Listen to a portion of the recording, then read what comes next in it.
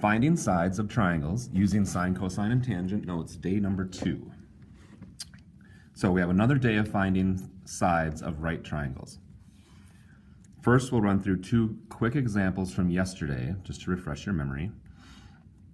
So remember, we have a right triangle where I'll give you one of the angles and 2 of the sides. One of the sides will have a value, the other side is the one I'm looking for, the one with the variable. So remember, the first thing we do is decide, do we have information for sine, cosine, or tangent? And remember, our little memory aid is that we go so, ka, toa. That sine is opposite in hypotenuse, cosine is adjacent in hypotenuse, tangent is opposite and adjacent. So looking at this first triangle, if this angle is 66, this side would be the adjacent side and this side would be the hypotenuse. So adjacent and hypotenuse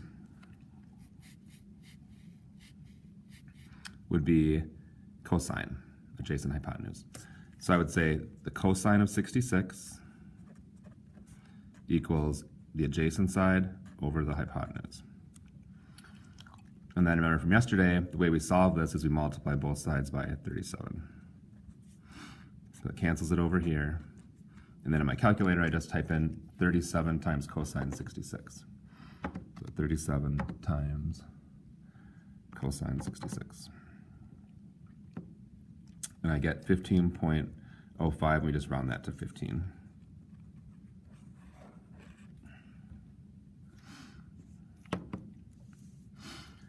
For the second example, you notice I have this angle, 41 degrees. This is the opposite side, and that's the hypotenuse.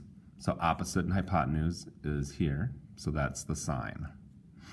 So I'll use sine. Write this over here. So I have the sine of 41 degrees equals the opposite side over the hypotenuse. And then I simply multiply both sides by 40. So it's 40 sine 41 equals t. And then I just need to do 40 times sine 41, which I can do on this calculator too. So 40 times sine 41. I get 26.2. Remember, for sides, we'll round to the tenths place.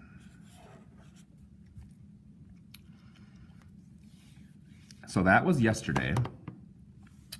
And I don't know if you noticed this or not, but yesterday, the side we were missing always ended up on top of the fraction, okay? So to solve it was easy because I just had to multiply by whatever was on the bottom of the fraction. Well, today, it's going to be the opposite. The side we're missing is going to be on the bottom, which makes it, adds one more step to the problem. Doesn't really make it much harder. It just gives us one more thing to do. So, the new material is solving for a side when the unknown side is in the denominator. So let's take a look.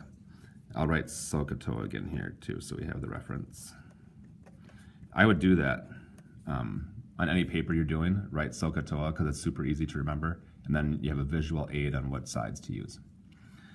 So for this one, here's the angle. This is the adjacent side, that's the hypotenuse. Okay, so adjacent and hypotenuse would be cosine. So I'd say cosine 62 equals the adjacent side over the hypotenuse, and that's a Q. So now the unknown's in the bottom. So 2 steps away from having this solved. I got to get this to not be in the bottom of the fraction anymore. So what I do is I multiply both sides by Q.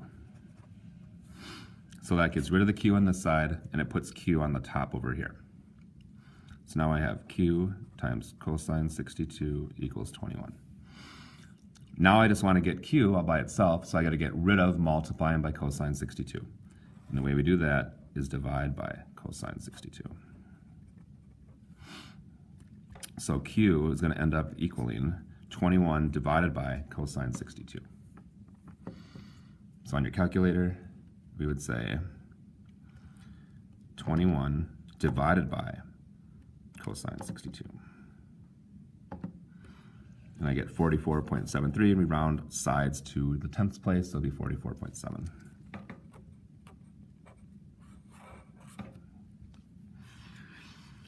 So some kids realize, after doing a couple of these, that all you're really doing is trading the q on the bottom here for the cosine 62 over here. So let me show you what I mean. Let's do this example. I have this side, that's opposite, that's adjacent. Opposite and adjacent is tangent. So I'm going to say the tangent of 68 equals the opposite side over the adjacent side. And again, the v now is on the bottom. So all I really end up doing is moving the v over here and the tangent 68 over here. So I end up with v equals 32 divided by tangent 68. So now on my calculator I would do that. Let's do the other calculator this time. So I would say 32 divided by tan 68. And I get 12.9.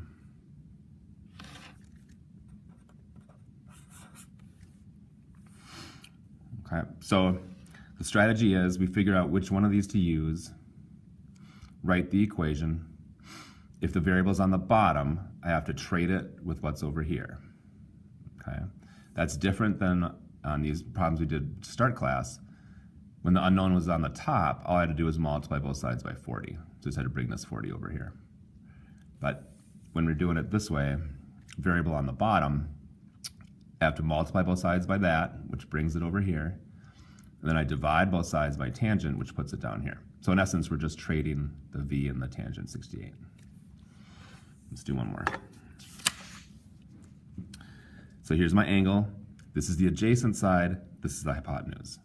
So adjacent and hypotenuse is cosine.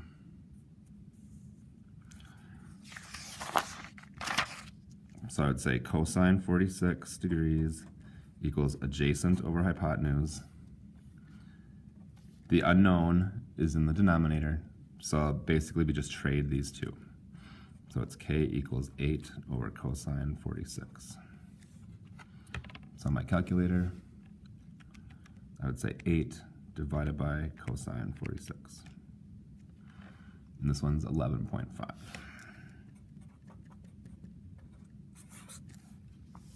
So when you're finding sides now, you really have two things you're looking for. Is the variable on top, in which case I just multiply both sides by the denominator, or is the variable on the bottom, and then I have to trade these two. And with a little practice, you'll get really good at that.